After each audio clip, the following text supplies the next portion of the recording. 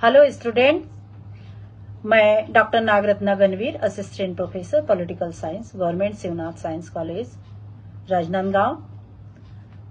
मैं BA part 3 के political science के बच्चों को पेपर सेकंड यूनिट 4 में बजट की अवधारणा और बजट प्रक्रिया पढ़ाऊंगी। बजट की अवधारणा को हम फर्स्ट पार्ट में पढ़ चुके हैं। बजट संबंधी प्रक्रिया सेकंड पार्ट में पढ़ चुके हैं। बजट संबंधी प्रक्रिया में बजट की तैयारी हो चुका है सेकंड पार्ट में। अब हम संसद की स्वीकृति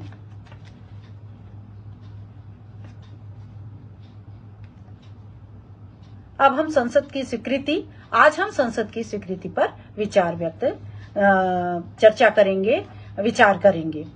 संसद की स्वीकृति में बजट का प्रस्तुतिकरण, बजट पर सामान्य चर्चा कैसी होती है, विभागों से संबंधित स्थायी समितियों द्वारा बजट समीक्षा, अनुदानों हेतु मांगों पर मतदान, विनियोग विधेयक पर विचार और पारित करना, कर प्रस्तावों पर मतदान तथा वित्त विधेयक पारित करना,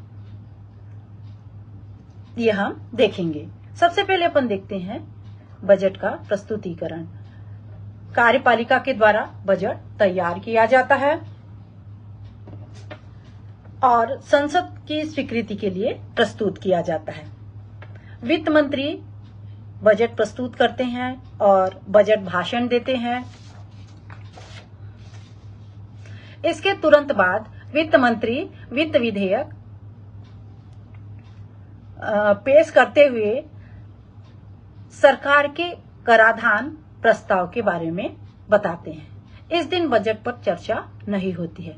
बजट प्रस्तुत होने के पूर्व भारतीय संविधान के अनुच्छेद 112 से 117 तक विभिन्न नियमों का पालन करना पड़ता है। जैसे कोई भी विधेयक वित्त विधेयक है या नहीं, इसका निर्धारण कौन करता है? लोकसभा का अध्यक्ष। दूसरी बात, वित्त विधेयक राष्ट्रपति की पूर्व स्वीकृति के बिना संसद में पेश नहीं किया जा सकता है। संसद अनुमानित मांगों को कम या रद्द कर सकती है। वित्त विधेयक को दोनों सदन लोकसभा व राज्यसभा मिलकर पास करेंगे, लेकिन लोकसभा पास करने के बाद राज्यसभा उसे 14 दिन तक रोक सकती है। बजट सेकंड नंबर है बजट पर सामान्य चर्चा। बजट से संबंधित नीतियों एवं अनुमानों पर परिचर्चा होती है। आम चर्चा के दौरान व्यय के किसी भी मद को परिचर्चा से बाहर नहीं रखा जाता है। चर्चा का लाभ यह होता है कि इसमें विरोधी दलों को सरकार की आगामी वित्तीय नीतियों की आलोचना करने का भी अवसर मिल जाता है। थर्ड नंबर है विभागों से संबंधित स्थायी समितियों द्वारा बजट की समीक्षा की जाती है। 1993 में विभागों से संबंधित स्थायी संसदीय समिति का गठन किया गया था। यह विभिन्न मंत्रालयों, विभागों की अनुदान मांगों पर चर्चा किए जाने और मतदान के पहले इनकी समीक्षा करता है। इसके पश्चात फोर्थ नंबर है अनुदान हेतु मांगों पर मतदान। अलग अलग मंत्रालयों के लिए क्रमवार अनुदान मांगे एक प्रस्ताव के रूप में लोकसभा के समक्ष प्रस्तुत की जाती है, जो 31 मार्च 2020 को समाप्त होने के लिए जैसे मांगे करना है।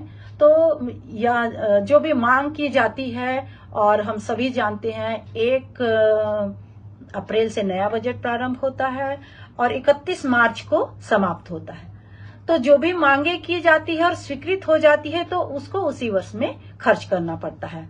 अनुदान मांगे प्रत्येक मंत्रालय के लिए अलग से प्रस्तावित की जाती है। भारत सरकार का आम बजट 109 अनुदान मांगों में विभाजित रहता है।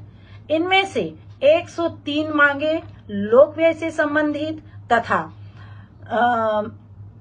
6 मांगे सुरक्षा व्यय से संबंधित होती हैं। हर मंत्री मांगों को प्रस्तुत करते समय संक्षिप्त में भाषण भी देता है, जो आर्थिक नीतियों से संबंधित होने की बजाय थोड़ा राजनीतिक भी होता है। ब्यौरेवार विचार विमर्श की अवधि तथा मतदान की प्रक्रिया। संसदीय कार्यवाही नियम 132 और 133 के तहत लोकसभा अध्यक्ष सदन के नेताओं से विचार विमर्श कर निश्चित अवधि निर्धारित करता है। अनुदान मांगों पर विचार होना अत्यंत ही आवश्यक होता है। भारत में 26 दिनों की अवधि अनुदान मांगों पर विचार करने के लिए रखी गई है। अनुदान मांगों पर विपक्ष की तीखी आलोचना भी होती है और कटौती प्रस्ताव भी प्रस्तुत किया जाता है। ये जो कटौती प्रस्ताव होता है ये 3 प्रकार का होता है। नीति संबंधी कटौती प्रस्ताव, इसमें सरकार की तीखी आलोचना या नीतियों को उजागर किया जाता है। किसी भी अनुदान की मांग को अस्वीकृत भी किया जा सकता है। सेकंड नंबर है मितव्ययिता संबंधी कटौती प्रस्ताव। सरकारी व्यय के अपव्यय की ओर ध्यान आकर्षित करने के उद्देश्य से सदन में प्रस्ताव पेश करने की मांग कोई भी सदस्य कर सकता है। यह कटौती किसी विशेष मद में कमी, उसकी पूर्ण समाप्ति या संपूर्ण अनुदान से एक मुश्त धनराशि कम करने के लिए प्रस्ताव पेश किया जा सकता है। थर्ड नंबर है प्रतीकात्मक कटौती प्रस्ताव। संसदीय अधिनियम 209 के तहत कोई भी सदस्य किसी भी विशेष कार्य की शिकायत करते हुए यह प्रस्ताव ला सकता है कि मांग की धनराशि में से 100 रुपए की कटौती की जानी चाहिए। 5th नंबर में आते हैं अपन विनियोग विधेयक पर विचार और पारित करना। संसद में अनुमानित मांग पर बहस होती है। इन मांगों को पारित करने विनियोग विधेयक लाया जाता है ताकि इससे विभाग या मंत्रालय मांगी गई राशि निकाल सके। यह विधेयक जो होता है वह भारत की संचित निधि से धन निकालने की एकमात्र चाबी है, ऐसा कहा जाता है। 6 नंबर है कर प्रस्तावों पर मतदान तथा वित्त विधेयक पारित करना। बजट के 2 सामान्य भाग होते हैं।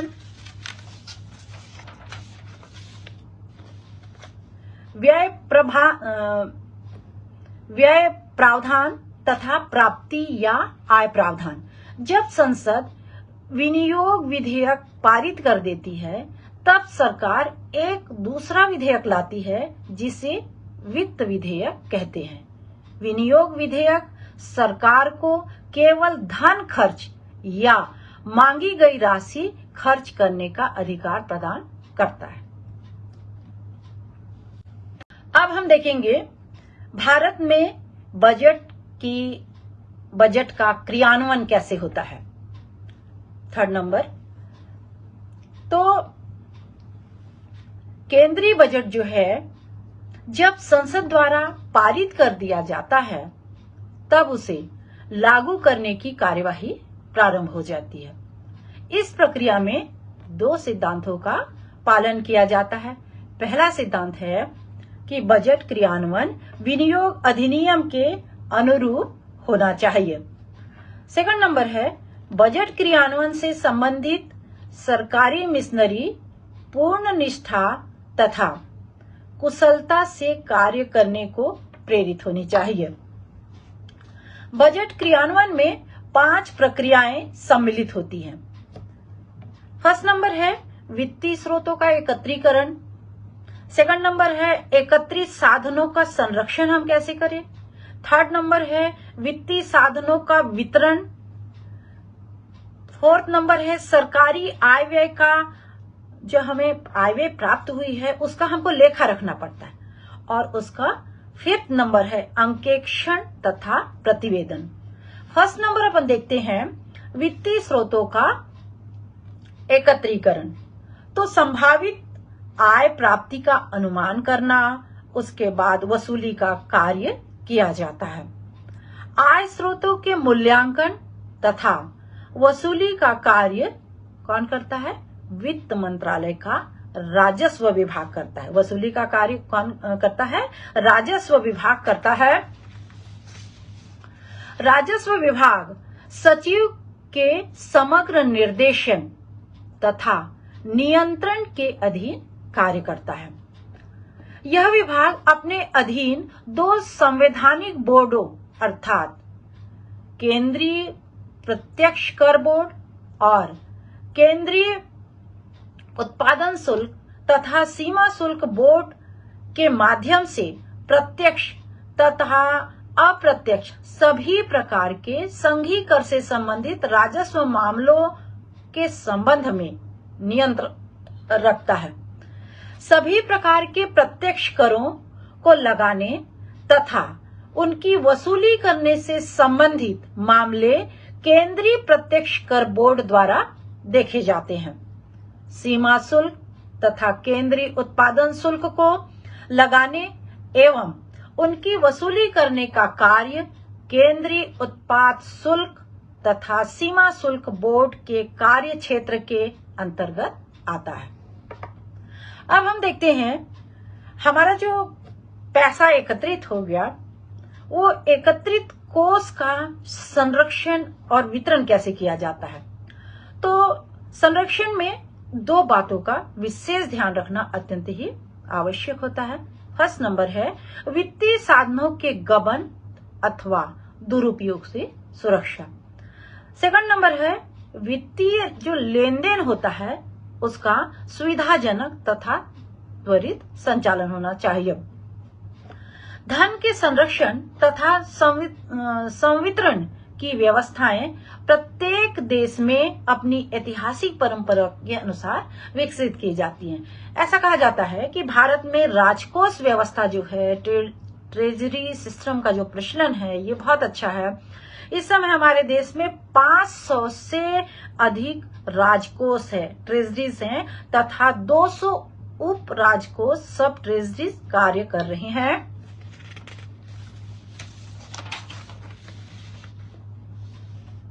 राजकोष जिला तथा तहसील स्तर पर सरकार की ओर से भुगतान स्वीकार करते हैं तथा सरकार के नाम पर भुगतान पेमेंट्स भी करते हैं।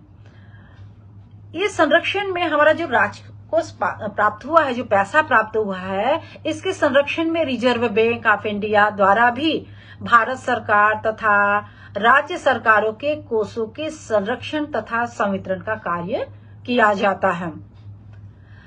सरकार को यदि कोई भुगतान किया जाना है तो 2 प्रतियों में चालान भरकर या 2 कोषागार में या तो कोषागार में या केंद्रीय बैंक की किसी शाखा या स्टेट बैंक ऑफ इंडिया अथवा उसकी सहायक बैंकों की किसी भी शाखा में पैसा जमा करना आवश्यक होता है। इस प्रकार हम देखते हैं कि संपूर्ण व्यवस्था जो है वित्त मंत्रालय के दिशा निर्देशन में ही काम करती है। वित्त मंत्रालय का बहुत ज्यादा बजट में महत्व होता है, सारा काम वो करती है। बजट पास होने के तुरंत बाद वित्त मंत्रालय विभिन्न मंत्रालयों को स्वीकृत अनुदानों की सूचना दे देता है। विभिन्न मंत्रालय बजट प्रावधानों, बजट प्रोविजंस तथा प्रशासनिक स्वीकृतियों की सूचना विभागाध्यक्ष को भिजवा देता है। यह प्रक्रिया जिला स्तर तक चलती है, जहां से वितरण अधिकारी सरकारी कोषों के संरक्षण तथा संवितरण का कार्य राजकोष, ट्रेजरी और उप राजकोष, सब ट्रेजरी तथा अधिकृत बैंक की किसी भी शाखा के माध्यम से नियमानुसार कर सकता है। अब राजकोष की क्या भूमिका होती है, इस पर हम चर्चा करते हैं। Role of treasury. राजकोष के द्वारा केंद्र तथा राज्य सरकारें दोनों की ओर से धन की प्राप्ति तथा भुगतान का कार्य प्रतिदिन किया जाता है तथा दोनों लेखे अकाउंट्स भी अलग अलग रखे जाते हैं। उप राजकोषों में सब ट्रेजरीज के द्वारा नियमित रूप से अपने लेखे जिला राजकोष के पास भिजवाए जाते हैं, जहां उसकी सूचीबद्धता की जाती है। इसके पश्चात उप राजकोषों से प्राप्त लेखों तथा जिला राजकोषों के लेखों को प्रति 15 दिन के पश्चात राज्य के महालेखापाल के पास भेज दिया जाता है। प्रत्येक लेखे के साथ खर्च का प्रमाणक देना भी अत्यंत आवश्यक है। तुमने कौन कौन से हेड में खर्च किया है ये देना, वाउचर बोलते हैं उसको, प्रमाणक को वाउचर, ये देना अत्यंत ही आवश्यक है। आय प्राप्ति की चालान रसीदें भी भिजवाई जाती है। इस प्रकार राजकोष व्यवस्था, ट्रेजरी सिस्टम भारतीय वित्त प्रशासन की एक आधारभूत कड़ी है, जो इतने विशाल क्षेत्र में फैले देश के कोने कोने में केंद्र सरकार की राजस्व प्राप्तियों, रेवेन्यू रिसिप्ट्स तथा भुगतानों की समुचित व्यवस्था करती है तथा बजट लेखों, बजट अकाउंटिंग के सुव्यवस्थित संचालन, सिस्टमेटिक मेंटेनेंस को संभव बनाती है। राजकोष द्वारा भुगतान के तकनीकी पहलुओं पर बिल पास करने के पूर्व अथवा जब भी चेक दिया जाता है, इसके पूर्व बहुत सावधानी रखनी पड़ती है, छानबीन करनी पड़ती है तथा सभी औपचारिकताएं पूरी करवाई जाती हैं। संवितरण अधिकारी की जिम्मेदारी इससे भी अधिक रहती है। उसे किसी भी धनराशि के भुगतान के पूर्व कुछ महत्वपूर्ण बातों को ध्यान देना अत्यंत ही आवश्यक होता है। फर्स्ट नंबर है, क्या यह बजट प्रावधानों के अनुरूप है? सेकंड नंबर, क्या प्रशासनिक तथा तकनीकी औपचारिकताएं पूर्ण कर ली गई हैं?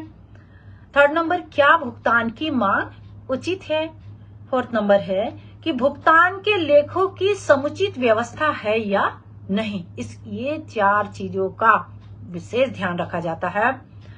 बैंकिंग के विस्तार के कारण सरकारी कोषों का भंडारण रिजर्व बैंक, स्टेट बैंक अथवा उसकी शाखाओं में किया जाता है। इसके अलावा राजकोष अथवा उप राजकोष भी इस दायित्व का निर्वहन बहुत अच्छे ढंग से करते हैं। भारत में जो प्रचलित वित्तीय कोषों के संरक्षण तथा संवितरण की राजकीय व्यवस्था के यद्यपि कुछ लोग आलोचक हैं और ये कहते हैं कि ये जो धनराशि भारत की संचित निधि से भुगतान किए जाने वाली जो धनराशि है, धनराशि पर प्रभावी नियंत्रण रखने में थोड़ी कठिनाई होती है, ये कहा जाता है। इन आलोचनाओं के बावजूद भी हम ये कह सकते हैं कि भारत की कोषागार जो पद्धति है वो बहुत हद तक सरकारी व्यय के नियमानुसार निर्देशित करने में बहुत ज्यादा उपयोगी है। धन का पुनर्विनियोजन, एप्रोप्रिएशन कहा जाता है इसको। तो प्रत्येक वित्तीय वर्ष की समाप्ति के पूर्व 31 मार्च तक हमको जो भी उस वित्तीय वर्ष में जितना भी पैसा सैंक्शन हुआ है उसको 31 मार्च तक खत्म कर देना होता है। अगर हम खत्म नहीं करते हैं, उसका उपयोग नहीं करते हैं, तो वो क्या हो जाता है, लैप्स हो जाता है।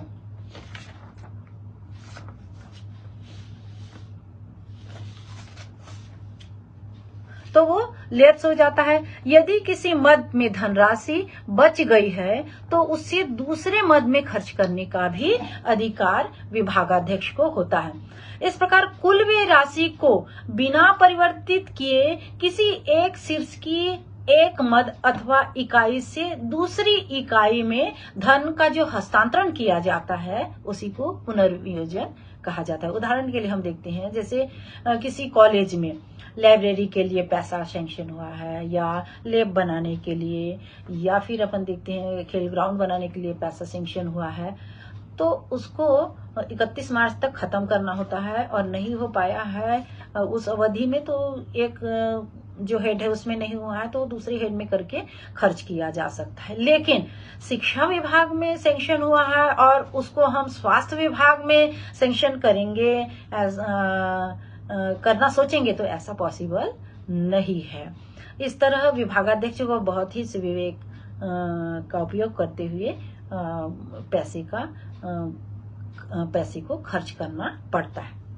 अब हम 4th नंबर पे आते हैं। बजट निर्माण की जो प्रक्रिया है उसका 4th नंबर है वित्तीय कोषों का लेखांकन। वित्तीय कोषों का जो हमारे पास पैसा आया, कौन कौन से मद से आया, कौन कौन से मद में गया, इसका लेखांकन करना बहुत ज्यादा महत्वपूर्ण होता है। भारत बजट क्रियान्वयन में वित्तीय कोषों के लेखांकन का बहुत अधिक महत्व होता है। ये इसके लिए अलग से एक विभाग बनाया गया है जिसका नाम है लेखा तथा अंकेक्षण विभाग। ये कार्यपालिका से बिल्कुल ही अलग विभाग होता है। नियंत्रण और महालेखा परीक्षक इसका मुखिया होता है। महालेखापाल उसे लेखांकन कार्य में सहायता करते हैं। रेलवे को छोड़कर प्रत्येक केंद्रीय नागरिक विभाग के लिए एक महालेखापाल होता है तथा प्रत्येक राज्य में भी इसका एक पद होता है। लेखाओं की तैयारी करता है। लेखाओं की तैयारी 4 स्तर पर संपादित होती है। लेखाओं की जो तैयारी की जाती है ये 4 स्तर पर संपादित होती है। फर्स्ट नंबर है प्रारंभिक लेखा इंद्रांश, अकाउंटिंग एंट्री। उस कोषागार ट्रेजरी, यह जो है ये ट्रेजरी स्तर पर होती है जहां किसी प्रकार का लेन देन होता है, किसी भी प्रकार का लेन देन होता है। दूसरा है व्यय शीर्षों के अनुसार सभी लेन देनों का ब्यौरावार वर्गीकरण किया जाता है। 3rd नंबर है लेखाधिकारियों द्वारा लेखों का मासिक संकलन होता है। 4th नंबर भारत के महालेखा परीक्षक द्वारा लेखों का वार्षिक संकलन किया जाता है। अब कुछ प्रारंभिक प्रविष्टियां भी होती हैं। कुछ चीजों को लिखना तो जरूरी होता है, कुछ इसके अलावा भी कुछ प्रारंभिक प्रविष्टियां होती है। राज्य सरकार के खर्च से जिला स्तर पर कार्यरत कोषागार केंद्र तथा राज्य दोनों सरकारों के लेखे रखे जाते हैं। ट्रेजरी जो है केंद्र सरकार और राज्य सरकार दोनों के लेखे रखती है। रेलवे, पोस्ट तथा टेलीग्राफ, सार्वजनिक निर्माण विभाग तथा सभी भुगतान कोषागार द्वारा ही किए जाते हैं। प्रत्येक महीने की 11 एवं 31 तारीख को कोषाधिकारी द्वारा संबंधित अवधि में किए गए भुगतानों की सूचना महालेखाकार को भेज दी जाती है। अब बजट निर्माण की आखिरी जो प्रक्रिया है वह है लेखा परीक्षा, ऑडिट।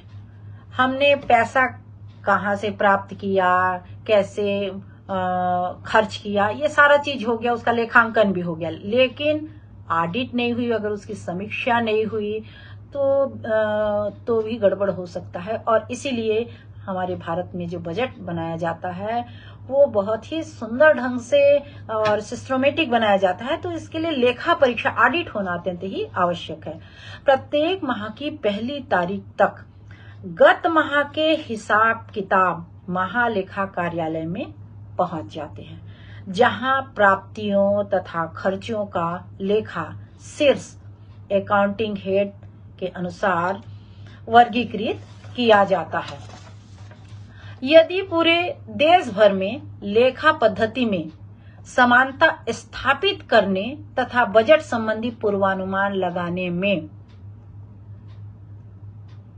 ये जो प्रविष्टियां हैं इसका बहुत ज्यादा महत्व होता है।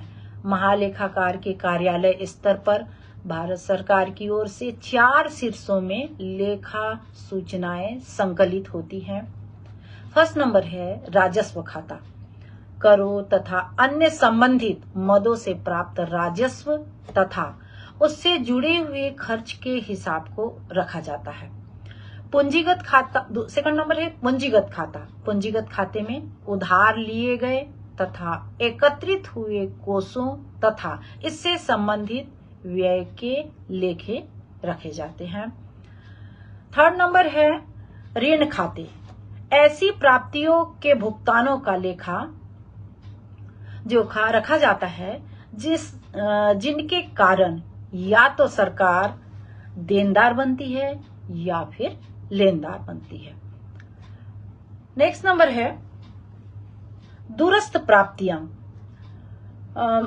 उन लेन देनों का हिसाब रखा जाता है जो मुख्यतया पोस्टल सेवाओं, सार्वजनिक निर्माण सेवाओं, सुरक्षा सेवाओं तथा जंगलात से संबंधित लेन देन हो तथा अन्य राशियां जो किसी लेखे में शामिल न हो, ये इसमें लिखा जाता है। दूरस्थ प्राप्तियों में महालेखाकार का कार्यालय में छोटे शीर्षों, माइनर हेड्स तथा उप शीर्षों, सब हेड्स प्राप्त होने वाले लेखों को बड़े शीर्षों में, मेजर हेड्स में वर्गीकृत किया जाता है ताकि उन्हें उस रूप में तैयार किया जा सके जिस रूप में व्यवस्थापिका द्वारा बजट अनुदान मांगे पास की गई थी। भारत में नियंत्रक और महालेखा परीक्षक द्वारा लेखों का वार्षिक आधार पर संकलन किया जाता है तथा इसके द्वारा वित्तीय लेखे, विनियोजन लेखे तथा अंकेक्षण रिपोर्ट राज्य के राज्यपाल अथवा देश के लिए देश के राष्ट्रपति को प्रस्तुत की जाती है, जो प्रति वर्ष संसद या विधानसभा, राज्य में विधानसभा, केंद्र में संसद के बजट सत्र के समय संसद के समक्ष प्रस्तुत की जाती है।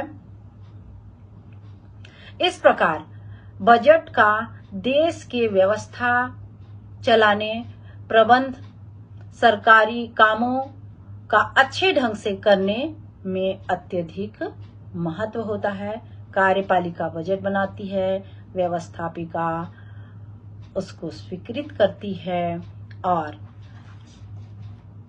उसका पूरा लेखा जोखा रहता है। इस प्रकार हमारा बजट जो है भारत की शासन व्यवस्था को चलाने के लिए, सुचारू रूप से शासन व्यवस्था चलाने के लिए बहुत ज्यादा महत्व होता है। आप लोगों ने बहुत ध्यान से सुना और मैंने इस बहुत अच्छे ढंग से विस्तार से समझाने का प्रयास किया है और किसी तरह का डाउट हो तो मेरे नंबर से आप फोन करके पूछ सकते हैं। और आप सभी स्टूडेंट से मेरा रिक्वेस्ट है कि ये सारी चीजों वीडियो जब भी आप देखेंगे आप एक नोटबुक रखिए और उसमें नोट करते जाइए। जो भी डाउट होगा उसको आप फिर से पूछ सकते हैं। और ये इतना डिटेल में पढ़ाया गया है, बताया गया, समझाने की कोशिश की गई है कि आप इसको ध्यान से सुनेंगे और नोट करेंगे तो बहुत ही अच्छे ढंग से आप, चाहे वो कॉम्पिटिटिव एग्जाम की तैयारी हो या आपकी परीक्षा हो, बहुत अच्छे ढंग से दे सकते हैं और बहुत अच्छे नंबर मिलेंगे। आप सभी को बहुत बहुत धन्यवाद।